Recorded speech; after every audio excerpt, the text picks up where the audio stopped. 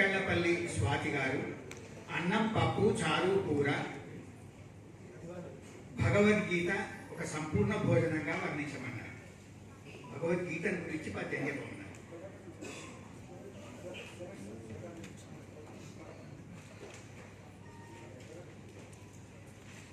సమరమునందు పార్థునికి చక్కగా బోధలు సమరమునందు పార్థునికి చక్కగా బోధల చారుమూర్తి అయి సమరమునందు పార్థునికి చక్కగా బోధల చారుమూర్తి అయి ప్రమదము అన్నమై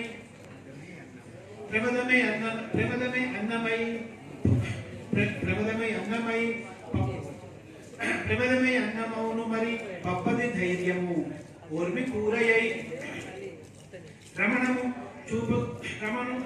చూపుచున్ రమణము తోడ జీవనము